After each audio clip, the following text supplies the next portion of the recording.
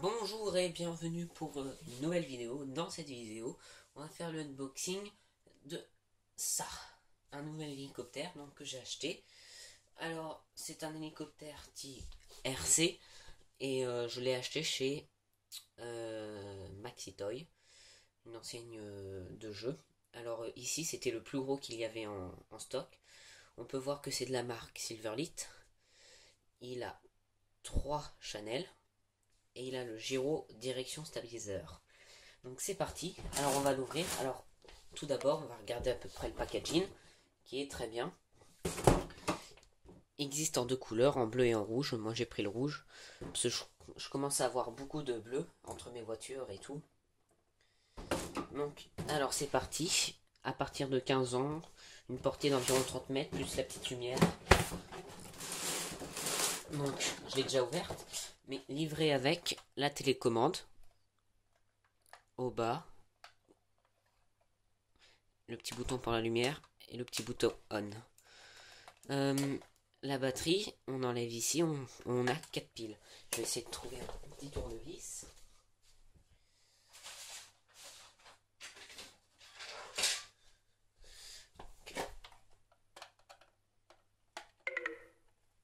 On va avoir donc nos 4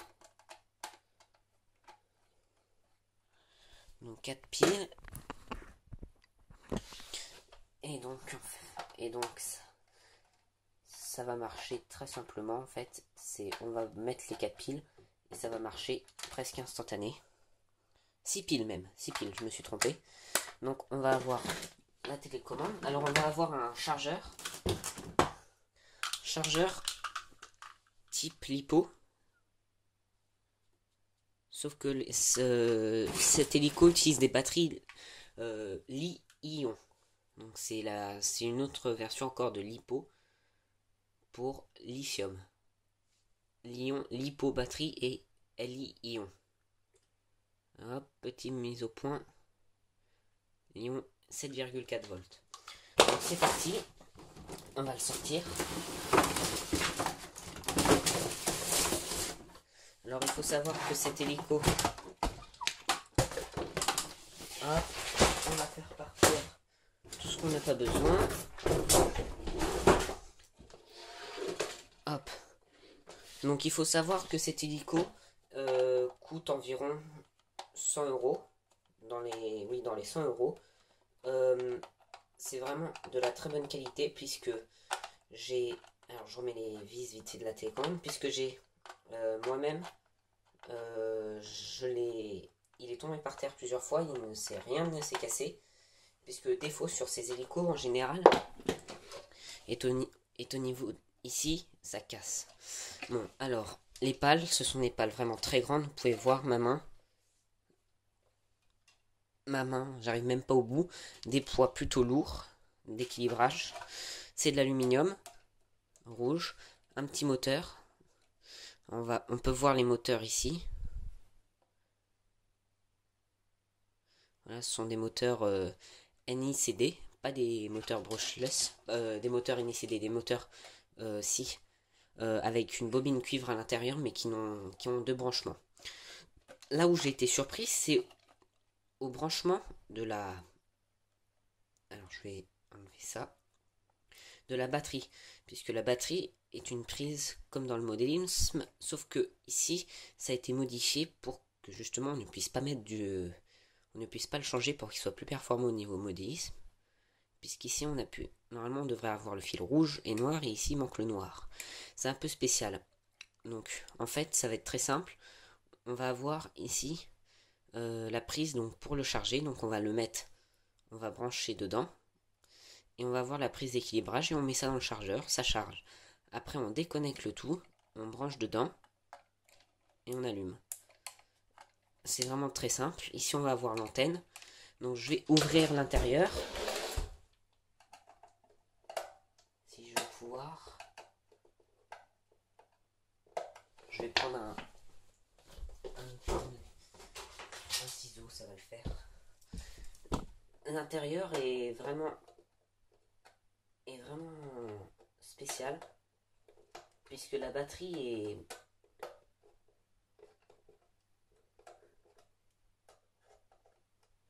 la batterie n'est pas la même que dans le Modélis, justement, elle a été modifiée. Et je trouve que c'est dommage. Donc on va parler un peu des caractéristiques techniques de ce modèle. Il peut, en étant chargé, alors l'inconvénient c'est le prix. En dessous, donc on ne puisse pas mettre une batterie de modélisme dedans. Et le temps de charge. Le temps de charge est vraiment impressionnant. Il faut 2 heures à 3 heures pour que la batterie soit chargée entièrement. Et quand on utilise la batterie, quand on utilise l'hélico, il dure 5 à 6 minutes. Mais attention, 5 à 6 minutes sans interruption. C'est-à-dire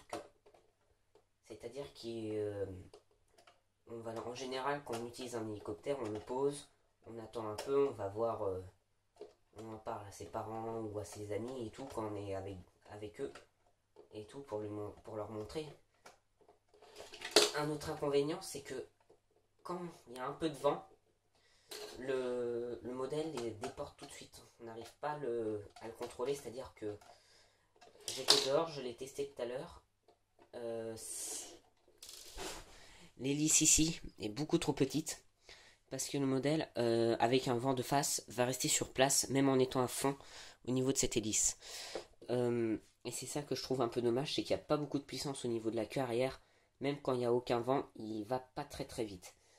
En revanche, faut pas se plaindre, c'est quand même un excellent hélicoptère, puisque ce n'est pas un hélicoptère de modélisme. Donc, hop, alors ici, dans la coque, on va avoir la petite LED. Hop, ah, c'est même enlevé. Il a subi quelques crashs. À savoir que la LED, ce qui est très bien ici, c'est qu'on peut la déconnecter. Elle n'est pas directement soudée. Mais comme on a un bouton on-off, on peut le faire soi-même. Donc, alors, on va voir l'intérieur des engrenages. On peut voir. Et donc là, on va passer à peu près la caractéristique technique. Donc, cet hélicoptère n'utilise pas les canaux, les fréquences du modélisme, qui sont de 2,4 GHz. C'est-à-dire qu'il utilise le 27 MHz, c'est-à-dire que s'il va y avoir un autre hélicoptère qui utilise la même fréquence, ils ne vont pas pouvoir voler ensemble puisque ça va brouiller les fréquences et on va perdre le signal.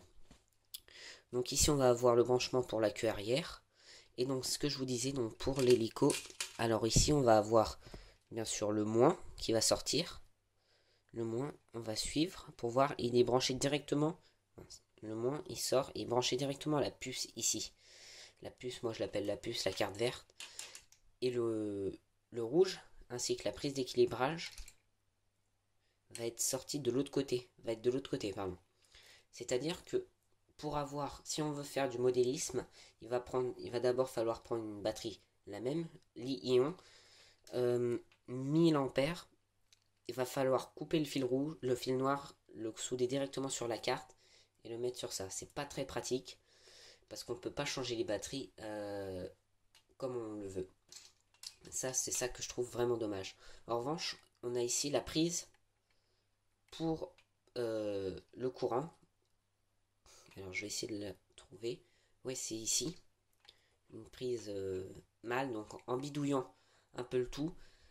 On peut essayer on va pouvoir changer les batteries en enlevant ces deux vis, on va pouvoir la glisser.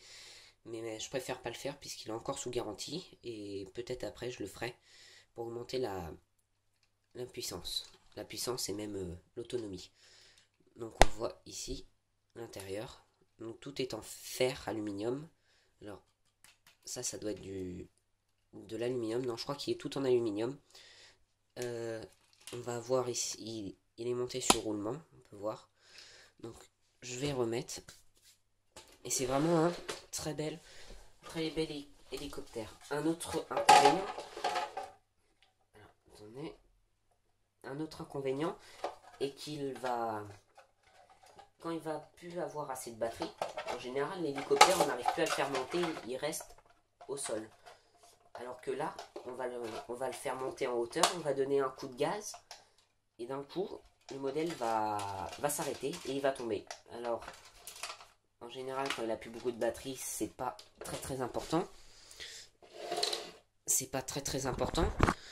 Mais quand il a beaucoup quand il est vraiment très haut, ça pose un problème puisqu'il tombe et c'est assez pénible. Donc sur la télécommande, on va aussi avoir de quoi le faire régler pour tourner à gauche ou à droite et un petit mode assez sympa, le mode slow ou fast. Donc par temps calme, vaut mieux mettre le slow et avec un peu de vent on met le fast ou si on veut faire un peu plus de vitesse du fast. Donc je vais l'allumer et je vais montrer à peu près ce que ça donne, ce que le modèle donne. Alors on va bien se reculer pour avoir les hélices, puisque c'est vraiment un hachoir sur pattes cet hélico.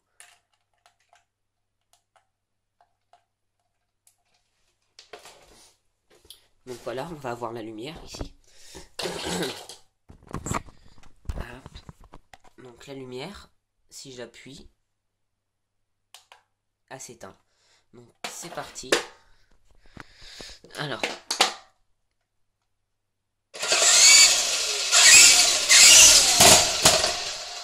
Donc on va voir qu'il est vraiment très puissant. Donc je vais faire d'autres vidéos bien sûr.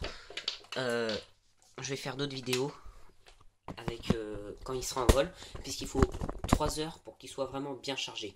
Vaut mieux le faire recharger 3 heures, sinon c'est inutile de le faire voler. 5 ou 6 minutes. J'ai essayé de mettre ma GoPro dessus. Ça marche pas, je suis dégoûté. Je l'avais mis en dessous, ici, puisque c'est le seul endroit qui est à peu près le plus rapproché du rotor.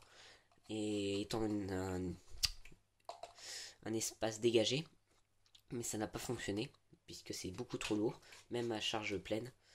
Donc voilà. Alors, donc je crois que j'ai fait à peu près tout le tour de l'hélico. Donc le prix 100 € environ, temps de charge 3 heures, tout est fourni. Il est à peu près chargé. Qu'est-ce que je voulais dire, les petits plus, c'est que pour commencer en hélicoptère, c'est très bien, sans débourser beaucoup. Parce que j'ai regardé sur des sites comme Hobby où c'est vraiment pas cher. On peut pas avoir cette taille d'hélico pour 100 €. On va tout de suite passer à 200 ou 300 €. Bien sûr, les caractéristiques comme l'autonomie et la puissance seront plus grandes, mais quand il faut débuter, c'est très bien. Et puis, on commence en général par des tout petits hélicos qui sont pas du tout puissants. Mais celui-ci est vraiment très bien et je le recommande, Silverlit.